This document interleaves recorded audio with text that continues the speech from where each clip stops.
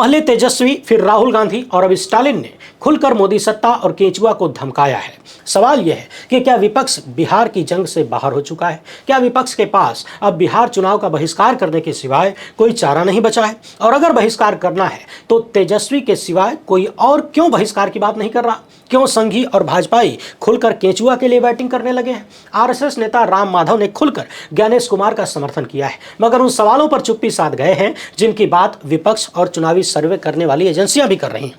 CSDS के professor Sanjay Kumar ने भी केंचुआ को कटघरे में खड़ा कर दिया है। तमिलनाडु के मुख्यमंत्री स्टालिन ने सीधे तौर पर मोदी सत्ता को चैलेंज कर दिया है और दो टूक कह दिया है कि जब महामानव चुनावी मैदान में विपक्ष को हरा नहीं पा रहे तो वोटर लिस्ट से विपक्ष के वोटरों का नाम डिलीट कर रहे हैं। ये आग से खेलने जैसा है। याद रखिए कि तेजस्वी ने पहले ही चुनाव के बहिष्कार की बात कर दी है। बिहार के बाद 5 राज्यों में चुनाव है और अब पूरे देश में स्पेशल इंटेंसिव रिवीजन होने वाला है, लेकिन केंचुआ इसके लिए जो दलीलें दे रहा है वो किसी के गले नहीं उतर रहा। समूचा विपक्ष स्पेशल इंटेंसिव रिवीजन को कूड़े में फेंक रहा है, मगर बिहार के मामले में अलग अलग राग भी अलाप रहा है। सवाल यह है कि इंडिया गठबंधन बिहार का चुनाव लड़ेगा या बहिष्कार करेगा, क्योंकि स्टालिन का बयान तब आया है जब तेजस्वी ने इस मुद्दे पर देश भर के 35 नेताओं को पत्र लिख दिया था और अभी तक चुनाव के बहिष्कार पर कोई फैसला नहीं हुआ है। मगर तेजस्वी के बाद स्टालिन ने आवाज बुलंद की है और उधर बंगाल में ममता अलग मोर्चा खोले हुए हैं। बावजूद इसके ज्ञानेश कुमार खुद को ही क्रेडिट दे रहे हैं, कह रहे हैं कि बिहार में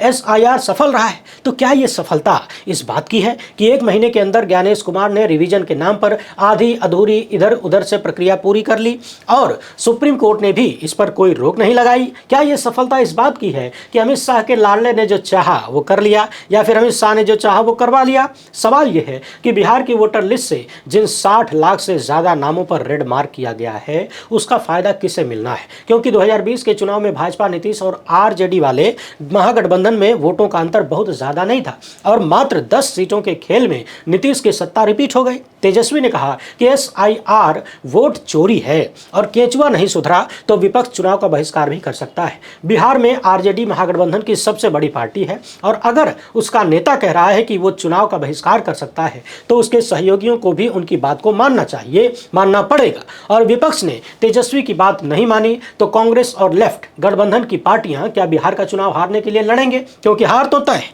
क्योंकि स्टालिन ने कह दिया है कि बिहार में जो हो रहा है वो पॉलिटिकल इंजीनियरिंग है। और राम माधव इंडियन एक्सप्रेस के अपने आर्टिकल में एसआईआर को केंचुआ का संवैधानिक कर्तव्य बता रहे हैं, विपक्ष की आलोचनाओं को नाटक करार दे रहे हैं। और अब उसी एसआईआर पर सीएसडीएस के प्रोफेसर संजय कुमार ने भी सवाल उठा दिया है। याद रखिए कि सीएसडीएस चुनावी सर्वे और जनता के मिजाज को आंकने वाली देश की बहुत ही सम्मानित संस्था है और संजय कुमार कह रहे हैं कि केंचुआ की निष्पक्षता पर संदेह बढ़ता जा रहा है। इसके पीछे सत्ता की सह हो सकती है, जबकि राम माधव ने अपने आर्टिकल में केंचुआ की पीठ खूब थपथपाई है जोर जोर से, जैसे कि बेटे ने बाप का नाम रोशन कर दिया।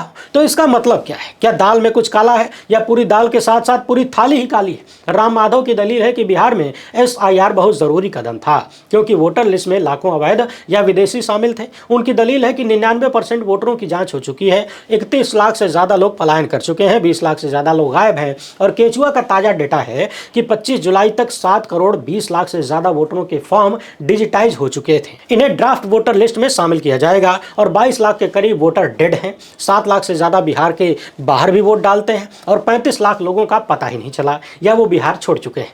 1,20,000 लोगों ने फॉर्म लटाया ही नहीं। सवाल यह है कि 2020 के चुनाव में बीजेपी और विपक्ष का वोट लगभग बराबर था और 2024 के चुनाव में अगर इन 60 लाख से ज्यादा लोगों ने वोट डाला है तो क्या नरेंद्र मोदी की सत्ता अवैध नहीं है? क्या बिहार में बीजेपी को मिली 12 लोकसभा सीटों का चुनाव फर्जी नहीं हुआ? राम माधव को ये बातें याद क्यों नहीं आती हैं? और भाजपाई राम माधव ने ज्ञानेश कुमार की तुलना टीएन सेशन से कर डाली। बताइए, बेशर्मी बेहयाई की कोई सीमा नहीं रह गई है। जबकि सेशन ने कभी भी विपक्ष को भरोसे में लिए बिना कोई काम नहीं किया था। उनका नाम कितना बड़ा है और ना ही इतिहास में ऐसा कोई उदाहरण मिलता है। मगर 11 सालों की सत्ता में केंचुआ ने विपक्ष को किनारे कर दिया है। शायद राम माधव विपक्ष विहीन लोकतंत्र के पुरोधा हैं, तभी तो उन्हें विपक्ष के सवाल सुनाई ही नहीं देते या वो सुनना नहीं चाहते, कान में कड़वा तेल डाल के बैठ गए हैं। क्योंकि नेता प्रतिपक्ष का दावा है कि भारत में लोकतंत्र की चोरी हो रही है और सीएसडी सीएसडीएस के संजय कुमार का सवाल है कि विपक्ष के सवालों पर केंचुआ को गुस्सा क्यों आता है। क्या यह शर्मनाक नहीं है कि एक संवैधानिक संस्था जिसे निष्पक्ष होना चाहिए आज सत्ता के इशारे पर काम करने का आरोप झेल रही है। संजय कुमार ने कहा कि विपक्ष के आरोप निराधार नहीं है। जब 2024 के लोकसभा चुनाव से पहले मतदाता सूची की जांच हुई थी तब ये 60 लाख गायब वोटर कहां थे और 7 लाख से ज्यादा लोगों के नाम एक से ज्यादा जगहों पर दर्ज हैं, तो इसका सबूत क्या है। ये बात हमने 2 दिन पहले ही अपने वीडियो में पूछा था ये सवाल कि आखिर केंचुआ इस बात का मिलान कैसे कर रहा है कि 7 लाख से ज्यादा लोग बिहार में भी वोटर हैं, कहीं अन्य जगह पर भी वोटर हैं। तो वो अन्य जगह कौन सी है, किस तरह से आप मिलान कर रहे हैं वो भी तो बताइए। क्या चुनाव आयोग ने विपक्ष को इसका कागज दिया है? क्या चुनाव आयोग ने इन वोटरों को नोटिस भेजा कि उन्होंने ऐसा क्यों किया, क्यों 2-2 जगह नाम रखे हुए हैं, क्यों ना उनका नाम काट दिया जाए। एक बार पूछना तो चाहिए। मालिक तो जनता है ना, तुम कौन हो, नौकर आदमी। क्या इन वोटरों को सुनवाई का हक नहीं है? सुप्रीम कोर्ट का फैसला है कि वोटर का अधिकार मौलिक अधिकार है, फिर क्यों चुनाव आयोग ने ऐसी प्रक्रिया शुरू की जो लाखों लोगों से यह अधिकार छीन सकती है। अगर 35 लाख लोग पलायन कर चुके हैं या गायब हैं तो उनके नाम, पते और जांच के दस्तावेज सार्वजनिक क्यों नहीं किए गए? अगर नहीं तो क्या यह सुप्रीम कोर्ट के नेचुरल जस्टिस के सिद्धांत का उल्लंघन नहीं है? या ज्ञानेश कुमार महामानव की तर्ज पर जिसकी लाठी उसकी भैंस हाँक रहे हैं। केंचुआ जिन लोगों के नाम पर लाल कलम चला रहा है, अगर फाइनल वोटर लिस्ट के बाद उनमें से कोई भी बंदा सामने आ गया तो क्या ज्ञानेश कुमार मानेंगे कि उनका स्पेशल रिवीजन पूरा फ्रॉड था? संजय कुमार ने लिखा कि केंचुआ की निष्पक्षता सवालों के घेरे में है और सीएसडीएस के प्रोफेसर वही बात करते हैं जो राहुल गांधी का आरोप है। याद रखिए कि महाराष्ट्र विधानसभा चुनाव से 6 महीने पहले लोकसभा चुनाव में इंडिया गठबंधन को भारी जीत मिली थी और विधानसभा चुनाव में एनडीए ने बाजी मार ली, और ऐसी बाजी मारी जो असंभव लगती है। आज भी बड़ी जिम्मेदारी के साथ मैं कह रहा हूं कि वो असंभव जैसा है जिस तरह की जीत बीजेपी को महाराष्ट्र में मिली। सवाल ये नहीं है कि जनता का मूड बदल गया, सवाल ये है कि 6 महीने में 40 से 50 लाख नए वोटर कैसे जुड़ गए। विपक्ष का यही तो सवाल है कि 6 महीने में 50 लाख से ज्यादा वोटर महाराष्ट्र में कैसे बढ़ गए। और जब राहुल गांधी ने वोटर लिस्ट मांगी तो केंचुआ ने नहीं दिया। प्रोफेसर संजय कुमार का सवाल है कि क्या चुनाव आयोग ये साबित कर सकता है कि उसने बिहार के हर वोटर को निष्पक्ष मौका दिया, जबकि कांग्रेस के बिहार प्रभारी कृष्णा अल्लावरू ने तो केंचुआ पर झूठे आंकड़े देने का भी आरोप लगाया है। साथ में यह भी कहा है कि बूथ लेवल ऑफिसर मनमाने ढंग से फॉर्म भर रहे हैं और वायरल वीडियो दिखा रहे हैं कि भाजपाई खुद ही स्पेशल रिवीजन कर रहे हैं। क्या यही है केंचुआ की निष्पक्षता? फिर राम माधव केंचुआ को ईमानदारी का सर्टिफिकेट कैसे दे सकते हैं? हालांकि ये लोग दे सकते हैं क्योंकि ये सब मुमकिन है, योजना के सिपाही हैं, ये कुछ भी कर सकते हैं, किसी भी चीज को मुमकिन बता सकते हैं। या इसलिए दे रहे हैं कि राम माधव का उल्लू सीधा हो रहा है सत्ता के साथ, मोदी सत्ता का एजेंडा चल निकला है। दिल्ली में राहुल गांधी और बिहार में तेजस्वी यादव लगातार केंचुआ पर निशाना साध रहे हैं। आरजेडी नेता ने बिहार के एसआईआर को बैकडोर एनआरसी करार दिया है और यह भी कहा कि अगर केंचुआ ने ईमानदारी नहीं दिखाई तो महागठबंधन चुनाव का बहिष्कार कर सकता है। तेजस्वी की दलील है कि जब चुनाव ईमानदारी से हो ही नहीं रहा है तो चुनाव में हिस्सा लेने का क्या फायदा। यही बात तो मैं पिछले कितने साल से बोल रहा हूं, तब किसी को समझ में नहीं आ रहा था। अब भी देखिए समझ में आता है कि खाली बयान देके चन्नाटा मार जाते हैं, सब हारने के लिए तैयार रहते हैं। मगर केंचुआ के खिलाफ मोर्चा खोलने वाले तेजस्वी यादव इस मामले में अकेले नहीं है। अब सबको धीरे धीरे समझ में आ रहा है कि जब हार निश्चित ही है तो उस लड़ाई में कूदने का क्या फायदा।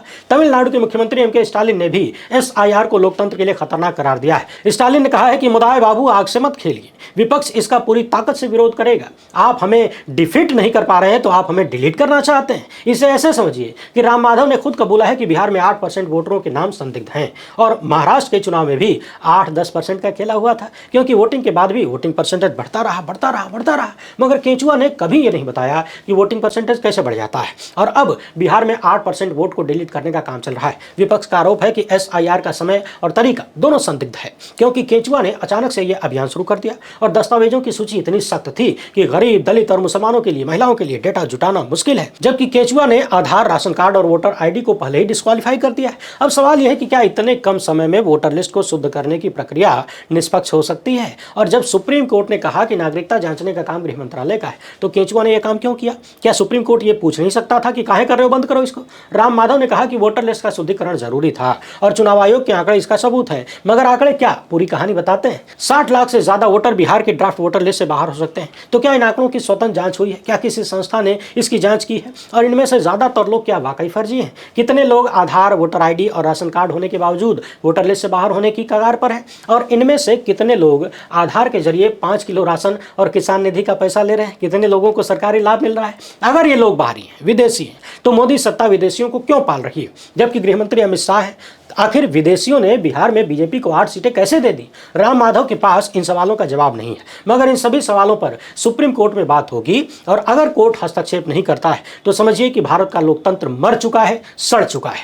टीएन सेशन से ज्ञानेश कुमार की तुलना राम माधव का दोहरापन है, इसे शुद्ध विशुद्ध दोगलापन कह सकते हैं। टीएन सेशन ने वोटर आईडी लागू किया, मॉडल कोड ऑफ कंडक्ट को सख्त किया, लेकिन क्या आज का केंचुआ उसी साहस और निष्पक्षता के साथ काम कर रहा है? पिछले 11 सालों में केंचुआ ने कितनी बार मोदी के खिलाफ एक्शन लिया? याद है? कभी नहीं। बावजूद इसके कि विपक्ष ने कई बार मोदी के खिलाफ मॉडल कोड ऑफ कंडक्ट के उल्लंघन की शिकायत की। 2024 के चुनाव में ही जब मोदी भैंस के नाम पर, मंगलसूत्र के नाम पर, घर के नाम पर वोट मांग रहे थे, सोने के नाम पर वोट मांग रहे थे, तो याद करिए उस समय के राजीव कुमार क्या कर रहे थे? सड़क छाप शायरी सुना रहे थे, जबकि वे चुनाव आयुक्त थे, मुख्य चुनाव आयुक्त थे। ज्ञानेश कुमार भी उस वक्त चुनाव आयुक्त थे। क्या एक्शन लिया? क्या उन्हें मॉडल कोड ऑफ कंडक्ट की चिंता थी? फिर ज्ञानेश गुप्ता की निष्पक्षता पर भरोसा कैसे कर लिया जाए? उनके कर्म बता रहे हैं कि वो निष्पक्ष नहीं है, वो एक पक्षीय हैं। और ज्ञानेश कुमार ने नेता प्रतिपक्ष राहुल गांधी को अभी तक महाराष्ट्र और हरियाणा की वोटर लिस्ट क्यों नहीं दी? अगर तुम साफ सुथरे हो तो सबूत दे दो।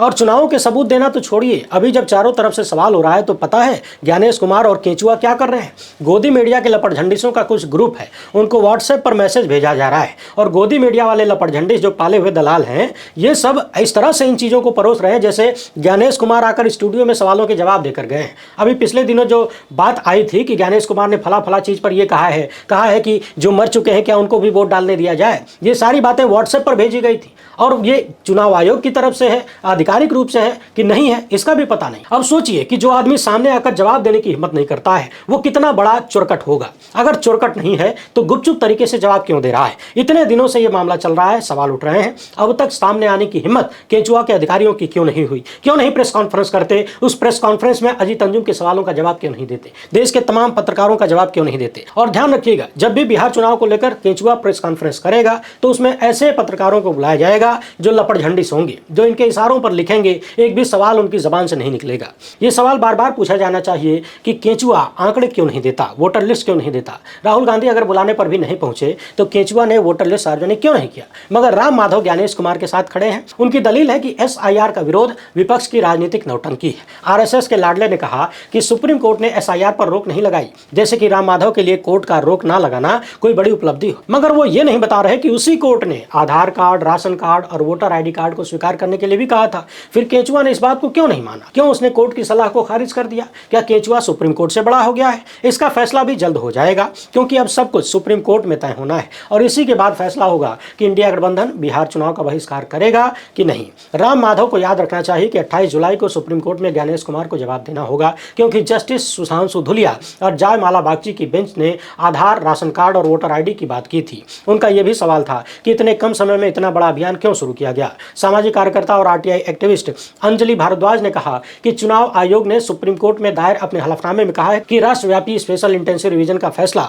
स्वतंत्र मूल्यांकन पर आधारित था। तो सवाल यह है कि यह स्वतंत्र मूल्यांकन आखिर क्या है? ये जनता के सामने क्यों नहीं है? क्या ये कोई गुप्त दस्तावेज है क्या? आखिर सच को छुपाने की ये कौन सी साजिश है? सवाल तो यह भी है कि यह स्वतंत्र मूल्यांकन कहीं ज्ञानेश कुमार के सर का आदेश तो नहीं, जबकि कोर्ट ने साफ कहा था कि नागरिकता जांचने का काम गृह मंत्रालय का है। और 28 जुलाई को अगर सुप्रीम कोर्ट ने केंचुआ को आदेश दे दिया कि वो 20 लाख से ज्यादा लोगों के नाम सार्वजनिक करे जो अब इस दुनिया में नहीं है, उन 35 लाख से ज्यादा लोगों के नाम भी पब्लिक करे जो या तो बिहार छोड़ गए हैं या पलायन कर गए हैं, यह आदेश दोधारी तलवार की तरह है। अगर कोर्ट ऐसा नहीं करता है तो कहा जाएगा कि न्यायपालिका ने सरेंडर कर दिया है, जिसके बहुत सारे प्रमाण पहले भी सामने आए हैं। और अगर कोर्ट ऐसा आदेश देता है तो फिर केंचुआ का भंडा फोड़ते हैं, गुजराती जोड़ी का भंडा फोड़ते हैं। मजेदार बात यह है कि ये लोग 24 जून 2025 के बाद से ही गायब है, खाली व्हाट्सएप पर गोदी मीडिया को मैसेज भेज रहे हैं। तो फिर राजीव कुमार की अगुवाई में जो स्पेशल समरी रिवीजन हुआ था साल की शुरुआत में, क्या वो था? वो क्या था? राजीव कुमार तो अभी जिंदा है, उन्हें जनता की अदालत में आकर बताना चाहिए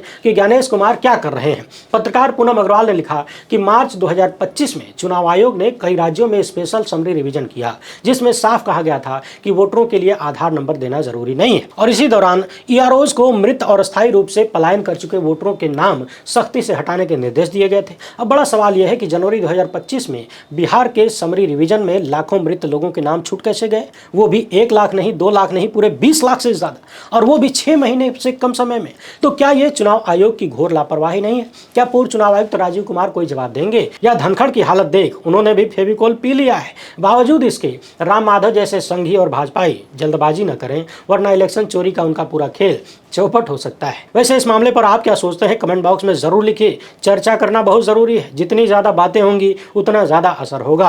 हालांकि चमड़ी बहुत मोटी है, इतनी जल्दी असर होने वाला नहीं है। फिलहाल इतना ही। वीडियो पसंद आई है तो ज्यादा से ज्यादा लोगों तक पहुंचाएं। पहली बार है तो चैनल को सब्सक्राइब कर लीजिए। हमसे जुड़ने के लिए बहुत बहुत धन्यवाद।